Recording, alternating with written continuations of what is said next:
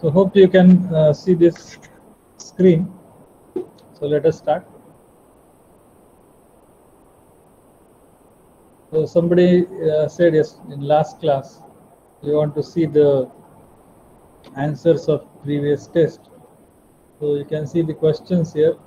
The first one is a biological neuron receives input through. So the answer is dendrites. Okay, so you might have received randomly these answers, but answer is dendrites. Second question is, as per Plato, ability to think is found in. The answer is a prior knowledge of the concepts. Next question was, output of a McCulloch-Pitts model is 0 or 1. So output is 0 or 1. Remember, it's not +1 or -1 or linear or tangent. So it is 0 or -1. Third question was, Hebbian rule is dash form of learning. So Hebbian is unsupervised since there is no desired response. Next question was, perceptron learning rule or perceptron learning is used for dash problem. So basically it is used for classification problem. It's a supervised rule, so it is used for classification.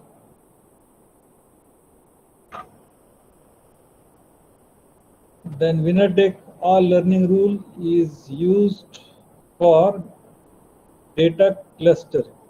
The answer is data clustering. It is unsupervised, used in a layer of neurons. So it is answer is clustering. Next one is activation value is associated with cell membrane potential.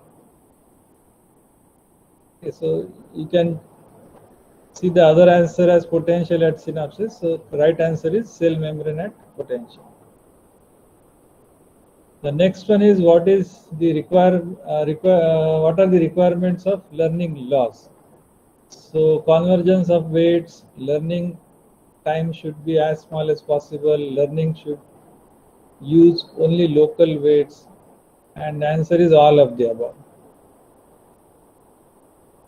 And you are asked to find out which logic is implemented by this circuit. So what you have to do is, you have to make such a table that I have shown you in the classes also. You have to make this table and fill all these values from 000 to 111, all possible values as input here, and then find out what is net value going to the last neuron and compare with threshold. So you will find that it is 1 throughout. Only for the combination 1 1 1 it will produce 0. So your answer is NAND gate.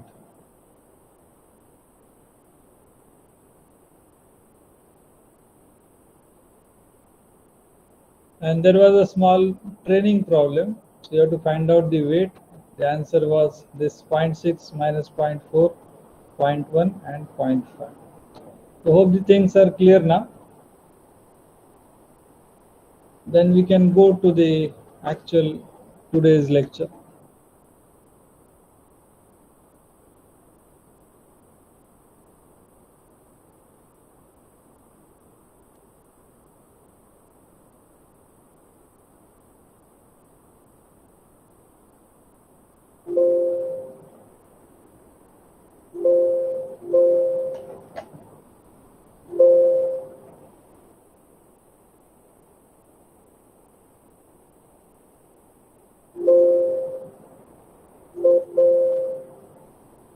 I think it's hanged. Just let me close this window.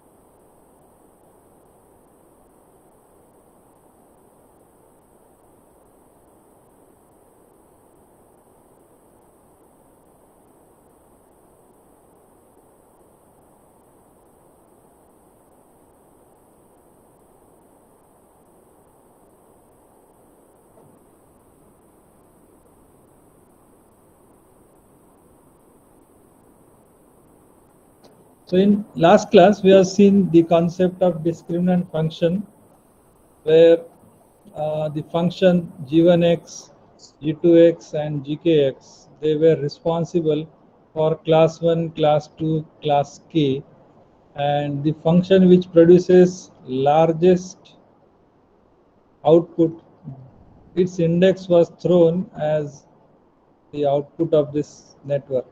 So if say function 2 is the winning function, then its index 2 is my output. So that's how this was working, and we saw how to design such a function with the help of 6 samples. So 6 samples were given to us.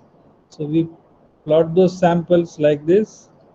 So this is class 1, this is class 2, and then we pass an arbitrary line which divides these samples into two parts, class 1 and class 2. So that we have done with the help of this line.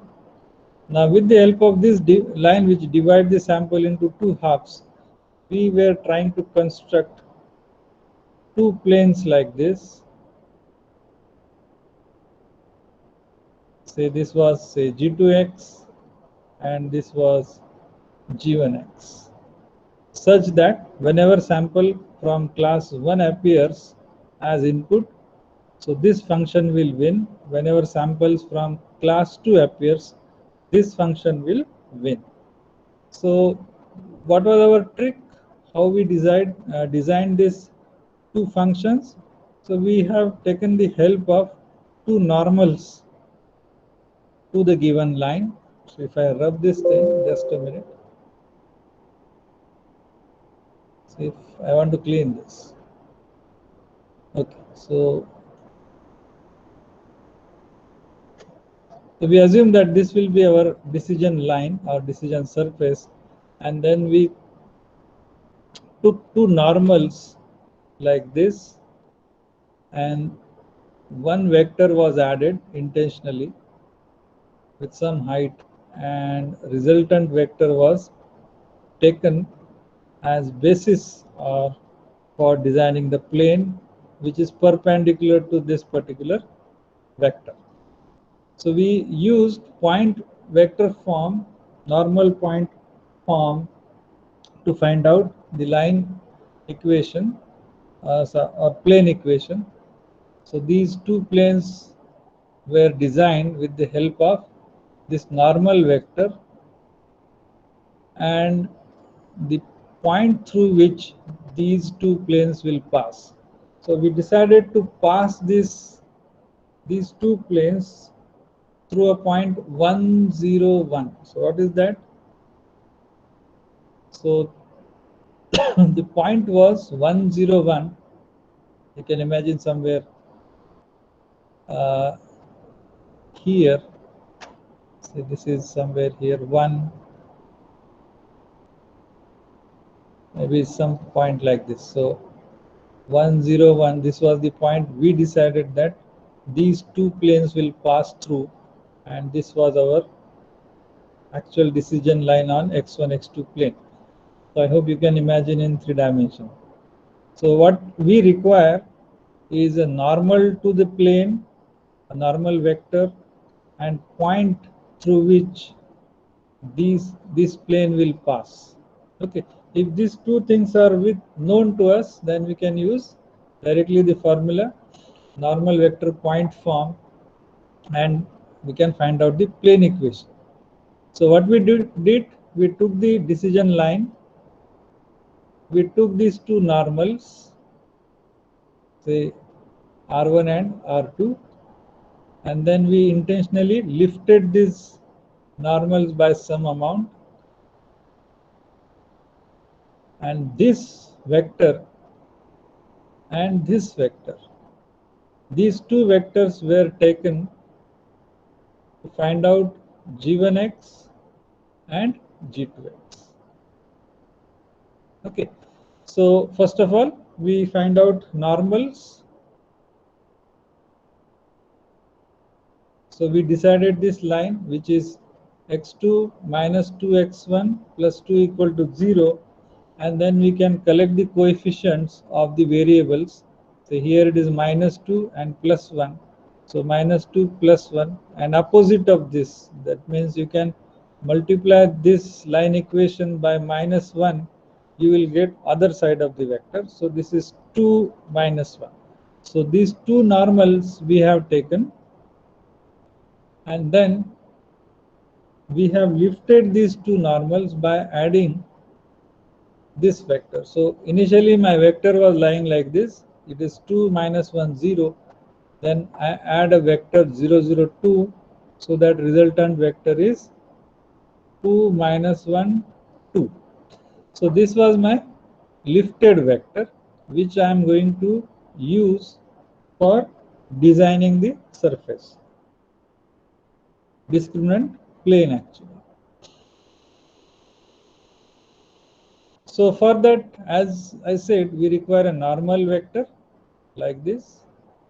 So these two normal vectors we will use to design G1x and G2x.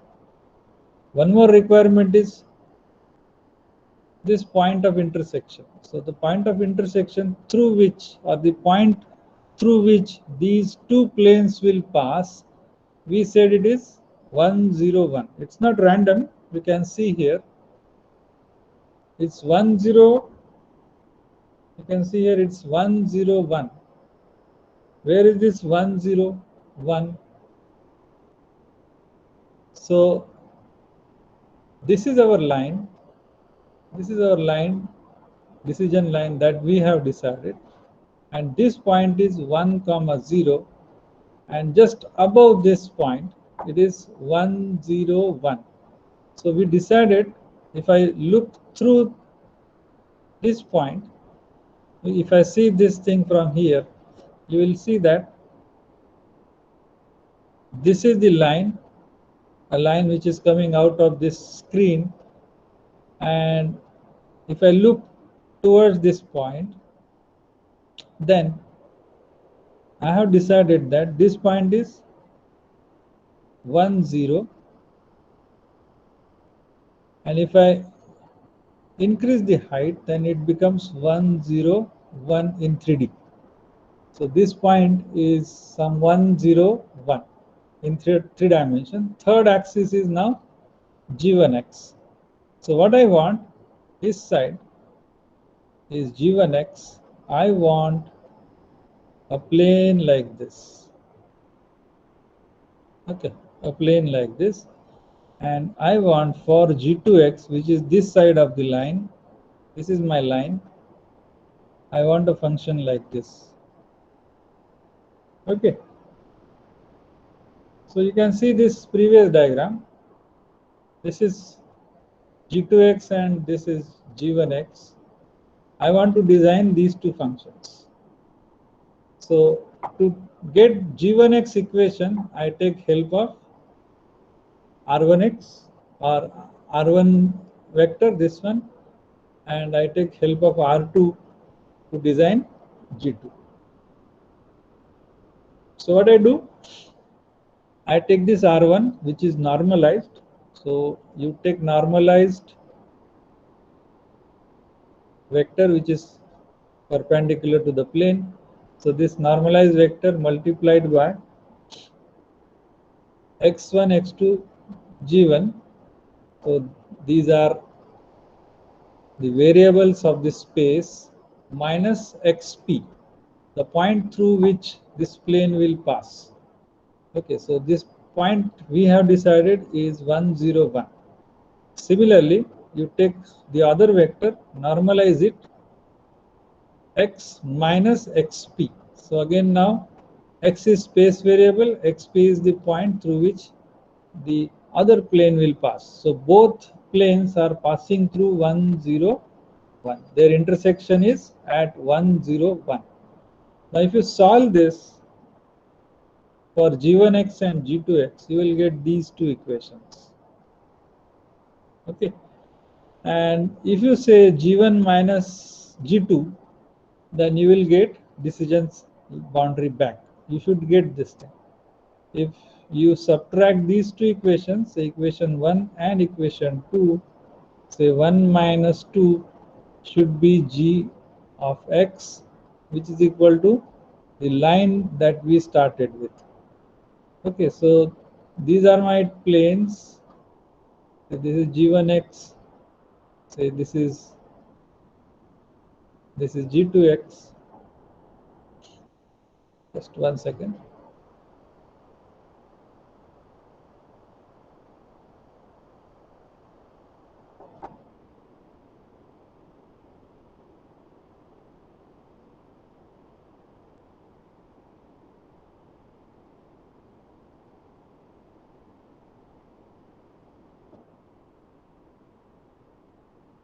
So this is g1x, this is g2x, and intersection of these two planes is this particular line, which I am saying it as g of x. This is the line we started with. Okay, so this line equation is equal to g1x equal to g2x. So on this line, these two functions are having same value. That means g1x minus g2x equal to 0 will be this line. Okay, so you can verify that by subtracting the two functions, and you will come to know the actual line equation. We'll land to that. Now suppose I take our sample which was given to us during training. So suppose I take this first sample 0 0 and try to classify this. Okay, see what happens. Now I have two equations, g1x and g2x, and if I put suppose 0 0 into this equation, that means equation of g1x and g2x, what will happen? So our equations are g1x equal to minus x1 plus half x2 plus 2, g2x is x1 minus half x2. Now suppose x, which is a test sample, let us say it is 0 0. Question is classify x. So what you will do? You will substitute this 0 0 in equation 1 and 2. So situation is like this. I have this x as my input. I have designed g1x. I have designed g2x. Then this will go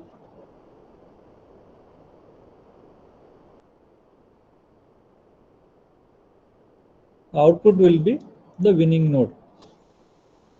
Now if I substitute 0 0 in equation 1, see what happens. Say g1x is equal to minus 0 plus half into 0 plus 2. So answer is 2. Then I take second equation g2x and substitute 0 there. So 0 minus half into 0. So this will be 0. So who is winner? Winner is g1x. So my answer x is equal to 0 comma 0 belongs to class 1. Okay, you can check what we were provided. Our data is class 1, which consists of a sample 0 0. So that is now verified. You can try for some other one. You can substitute suppose 0 2 0, which belongs to class 2. Now you can check here whether that is coming right or not. So if you take 2 0, 2 0 is, say, I change this problem to 2 0. What will happen? So this will be minus 2. So this will be half multiplied by 2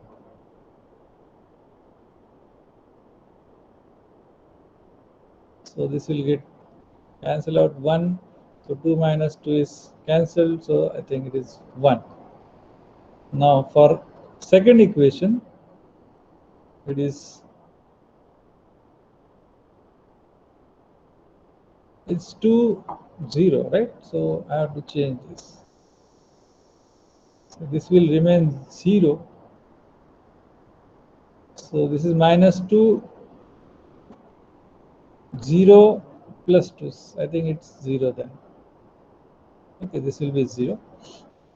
So this g2x, now if I put here 2 minus half, so minus half is there, into 0. So answer is 2. So the answers are 2's for group 2 or g2 function and 0 for g1 function. So if you take max of these two, so winning is g2. So output is input sample belongs to class 2.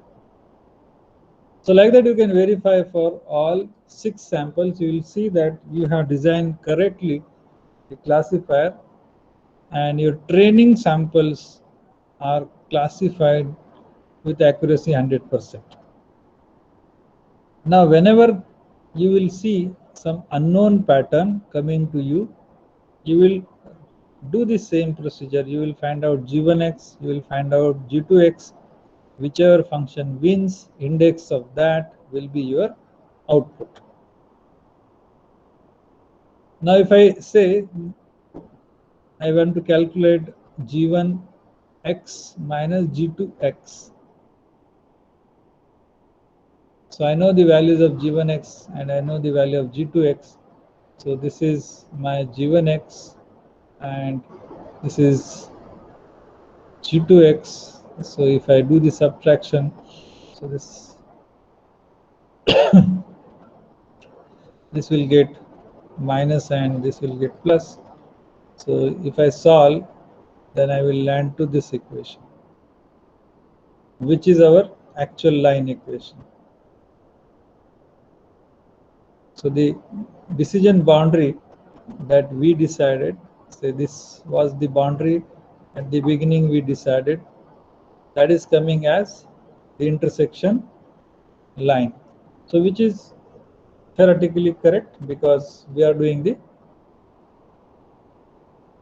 so that should result into a line and the line should come as the decision line. So that is appearing from this analysis. Now remember, this was a 2-class problem. That means class 1 and only class 2. There were no other classes to deal with. Now if I want to deal with more classes, then I want to design g1x, then g2x, and so on up to gkx.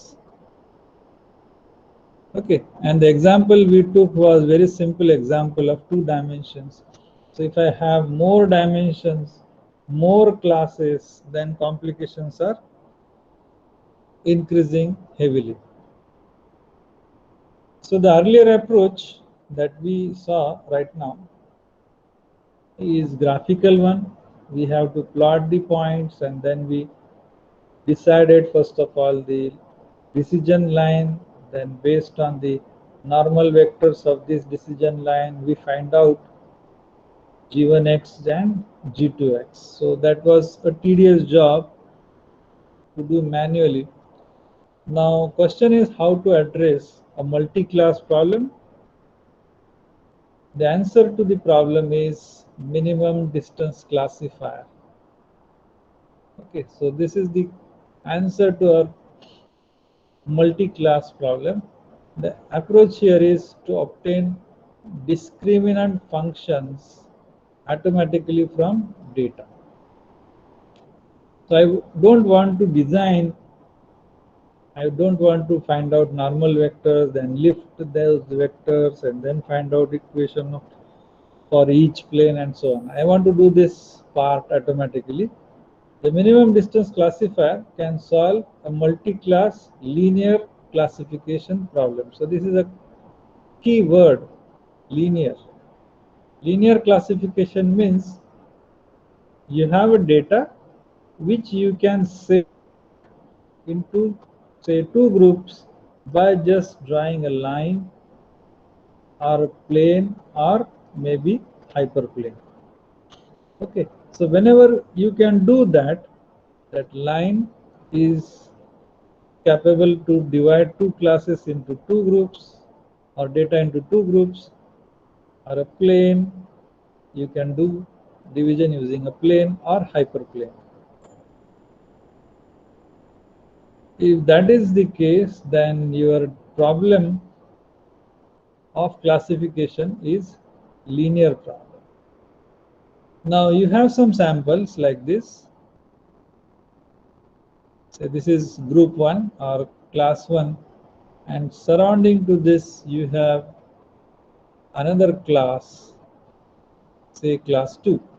Then you cannot draw a single line so that class 1 is this side and class 2 is this side. So this is not possible. Now what we can do in such cases is we can have a non-linear boundary, maybe like this, and then I can say within this there is a class 1, outside this there is a class 2. So such problems are non-linear problems. So whenever you are not able to do the division of samples into two groups using a line, plane or hyperplane, then your problem is a non-linear problem. Remember, our actual problems that we deal with are non-linear.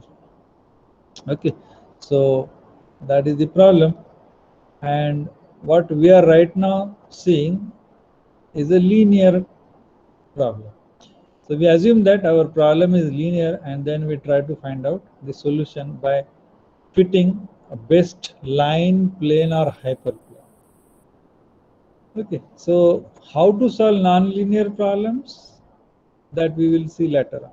Right now we will stick to this preliminary thing, that is linear classification. Now let us take a simple two-class problem using, and we will try to use minimum distance principle to solve that. Now see that this is a group 1 or class 1. This is a group 2 or class 2. Now what this approach is doing, it is first of all finding out the cluster centroid or prototype of a group. So this is a group, and this center vector or center point or the centroid of this group is the prototype representing class 1. Similarly, this center point will represent class 2. Them as, say, cluster centroids. Now you can see this diagram. This is my origin of this space. I am considering here a 2D space. You can generalize this for n dimensional. So this is a vector x1, which is the prototype of this group. So this is lying over here. So if I join this point with origin, so this is my vector x1. Similarly, if I join this origin with this prototype, then this vector is x2. Then what I do is I join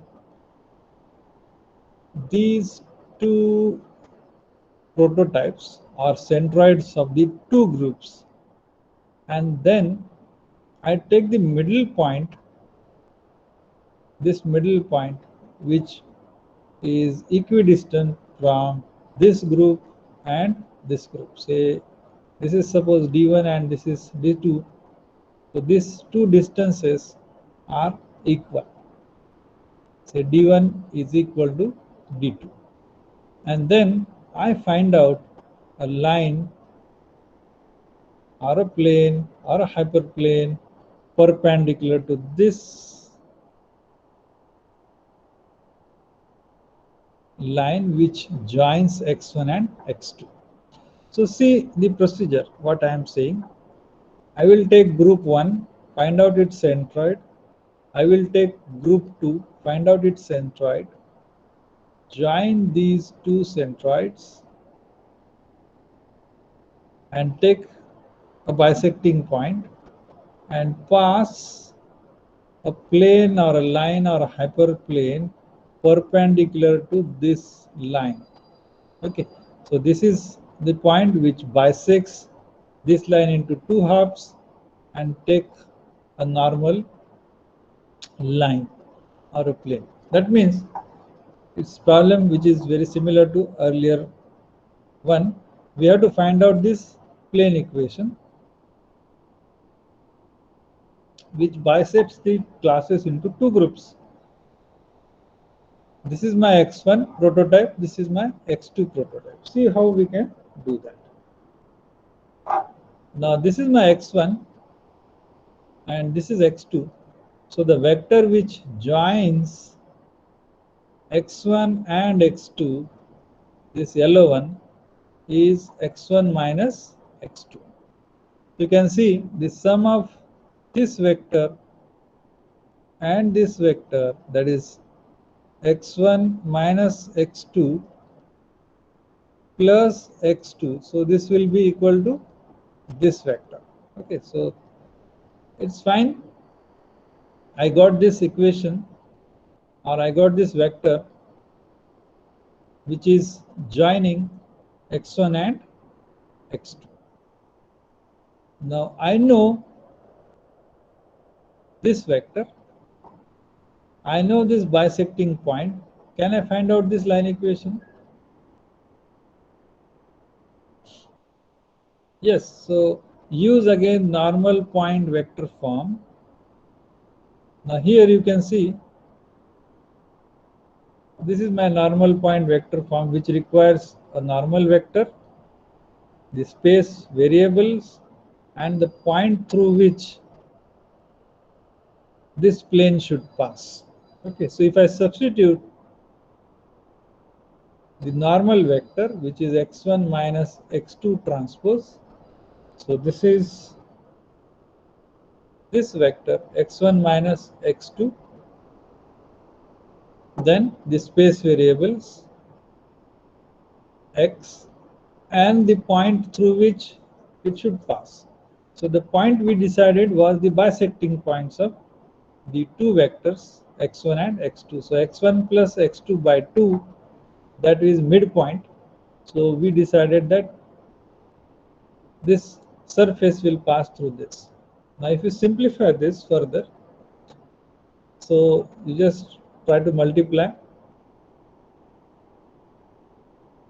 You take this x1 minus x2 transpose inside this bracket and try to solve.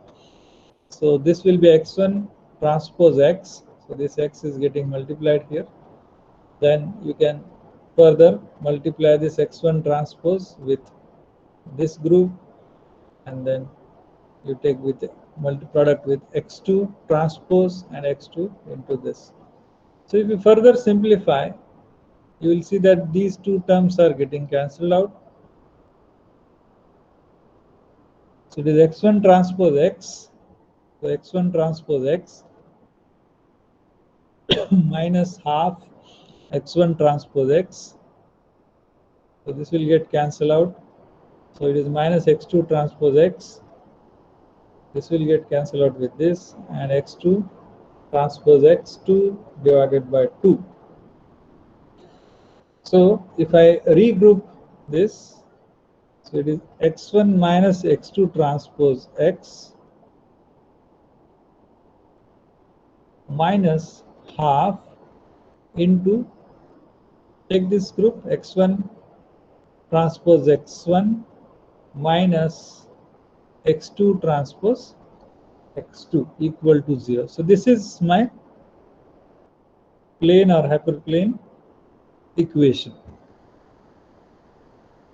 Now you can write this x1 transpose x as the norm square of that vector, and this you can write as norm square of that particular vector. So if you take this minus inside, so this will be plus half and x2 minus x1. So this is our final equation. Final equation of what? You are provided two groups, say class 1 and class 2. What you are trying to do? You are trying to join these prototypes of these two groups and pass a decision plane through the bisecting point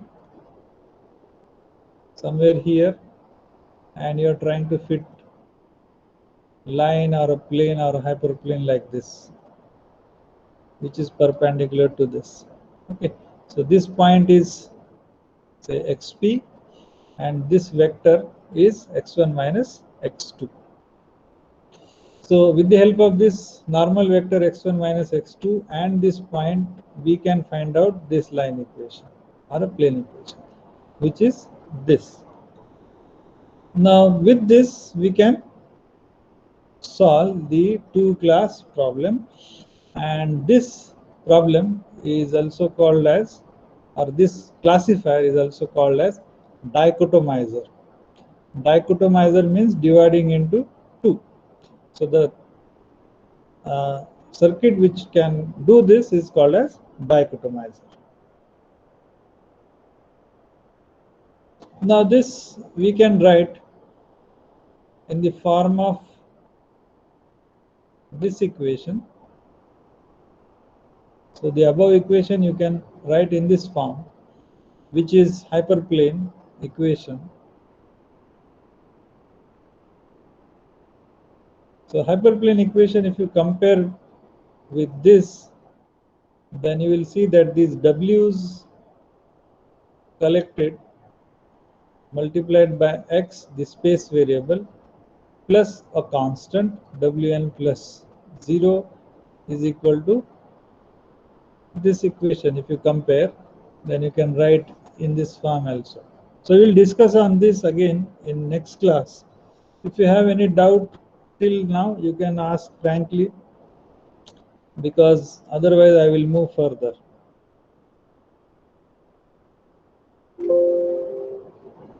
We will take a problem based on this next time. Try to understand the concept right now, and we can move further with a problem and its solution next time. Okay, so I hope if you don't have any problem, I can stop here.